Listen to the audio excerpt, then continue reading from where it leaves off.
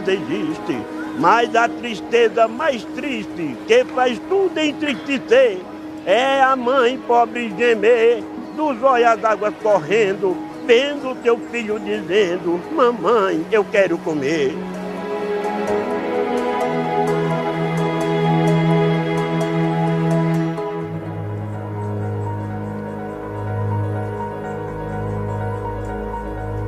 Eu não gosto nem de lembrar muito, porque eu já passei muita fome.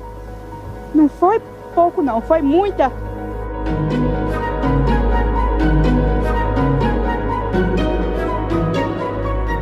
Dinheiro não tinha, nada para vender não tinha.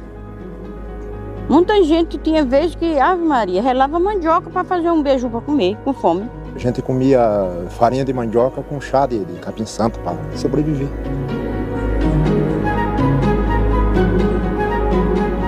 Era fome mesmo, a gente chegava na sexta-feira, a gente não tinha o que comer. Carne, a gente não comia. Verdura também não. Era calango, preguiça, comia todo o peixe que aparecia.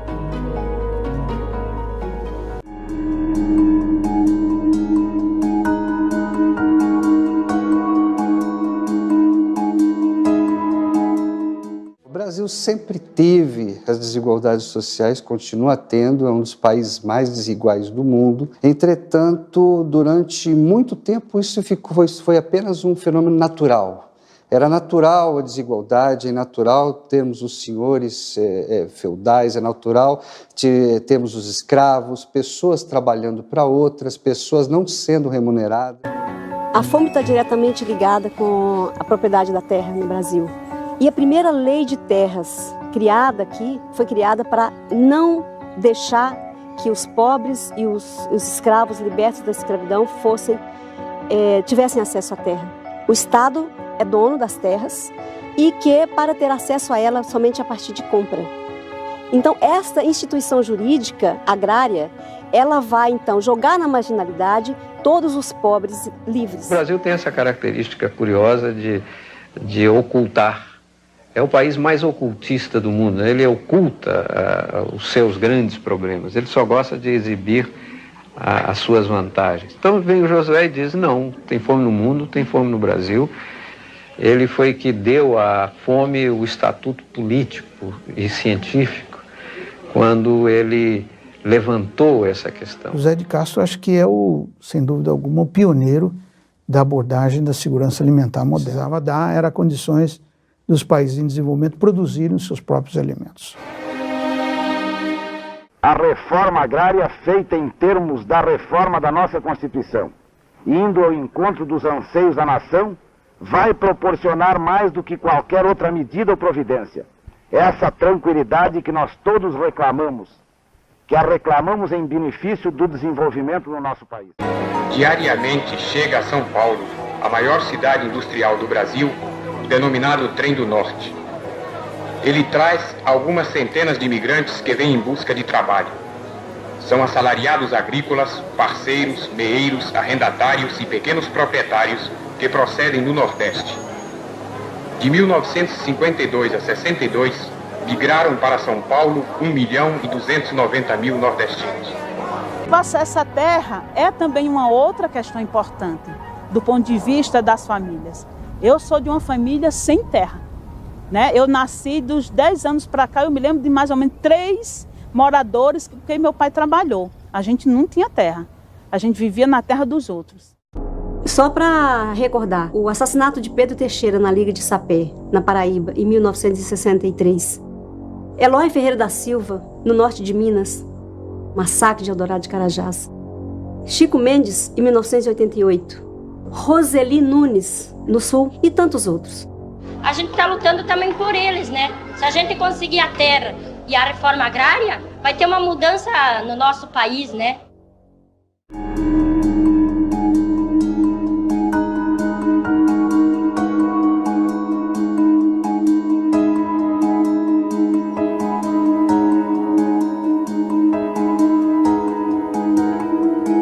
Por isso, defini, entre as prioridades de meu governo, um programa de segurança alimentar que leva o nome de Fome Zero. Como disse em meu primeiro pronunciamento após a eleição, se ao final do meu mandato todos os brasileiros tiverem a possibilidade de tomar café da manhã, almoçar e jantar, terei cumprido a missão da minha vida. O Fome Zero é um conjunto, ele chegou a ter 60 diferentes programas, né? Esses programas eram coisas que já eram feitas. Ele botou tudo junto, de uma maneira coordenada. Então, nós não inventamos a roda. Basicamente, ele tem, na minha opinião, dois grandes componentes. Um componente de estimular a produção de alimentos através da agricultura familiar. Os agricultores familiares são os grandes produtores de alimentos nesse país e não tinham estímulo para produzir.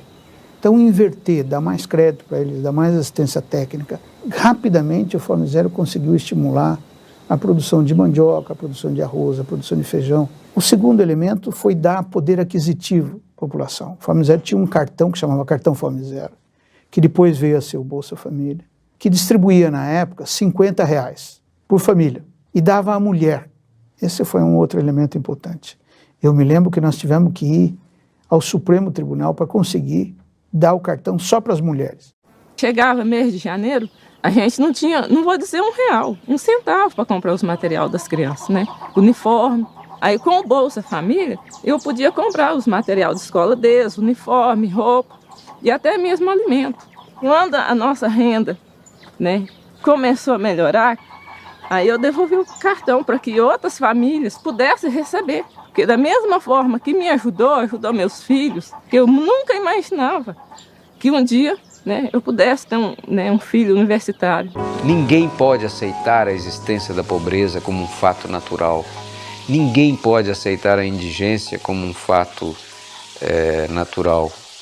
Isso tem que ser erradicado da história humana. A experiência do agricultor Nel, de Sergipe, que numa grande seca foi embora para São Paulo, lá ele trabalhando na construção civil, né, fazendo piscinas, ele entendeu que voltando para o seu sertão, ele podia fazer também um buraco no chão, não é?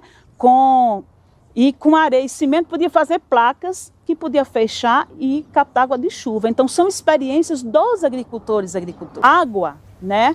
Que sempre foi uma moeda de voto para os políticos, né? Sempre compraram os pequenos agricultores, né? A partir do carro-pipa e tudo mais, ela começa a ser debatida. E os recursos hídricos foi um dos elementos que nos trouxe, né? Para dizer que a gente poderia não mais ficar dependendo de carro-pipa, de prefeito, mas que a gente poderia armazenar nossa água perto de casa. A terra, ela é fundamental para a autonomia política das famílias agricultoras. Sem terra, sem água, sem semente, sem conhecimento, era a vida de sofrimento que muitas famílias vivenciaram no passado. Nós construímos uma diretriz que estabelece, primeiro, que 30% da merenda escolar, no mínimo, tenha que ser comprada da agricultura familiar. Isso é um ganha-ganha muito estratégico. Você garante renda para o agricultor e você garante uma comida fresca para as crianças e você dinamiza a economia local. O Brasil reduziu o número de pessoas desnutridas em mais de 80%. Com isso, o país cumpriu o objetivo do milênio fixado pela ONU e saiu do mapa da fome mundial. Entre 1990 e 2014, o número de desnutridos no Brasil caiu de quase 15% para 1,7%. O percentual equivale a 3.400.000 brasileiros que ainda sofrem com a fome. Que a gente teve essas três coisas, né, que são necessárias. A vontade política do governo, uma sociedade civil forte com conhecimento na área, que sabe o que é segurança e soberania alimentar e nutricional, e uma posição estratégica com ceia dentro do governo. Conquistas sociais, mais do que intocáveis, elas precisam ser aperfeiçoadas, consolidadas e ampliadas.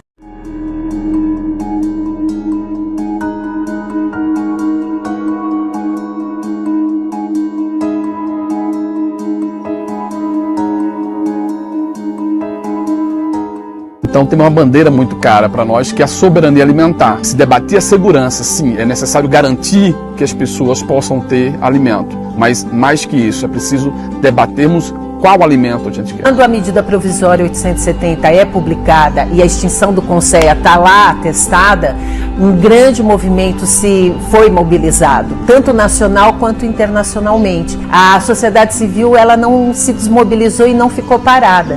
Tanto que esse retorno do CONSEA, ele não é começar do zero, mas é um continuar num outro patamar. No momento em que o presidente Lula reassume na sua posse o compromisso de, novamente, acabar com a fome no nosso país. Reassumo o compromisso de cuidar de todos os brasileiros e brasileiras, sobretudo daqueles que mais necessitam, de acabar outra vez com a fome neste país, de tirar o pobre da fila do osso para colocá-lo novamente no orçamento da União. E é isso que a gente precisa para acabar com a fome e garantir alimentação saudável para todas e todos. A gente precisa estar conectado com a realidade, com as experiências que existem e fazer com que a política pública se atualize, se movimente, chegue aonde ela precisa chegar.